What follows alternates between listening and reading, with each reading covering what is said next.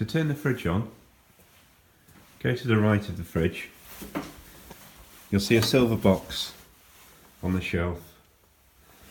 To the left of that, next to the plug, is a red switch. If you turn this on, it will beep and the green light on the inverter will go on.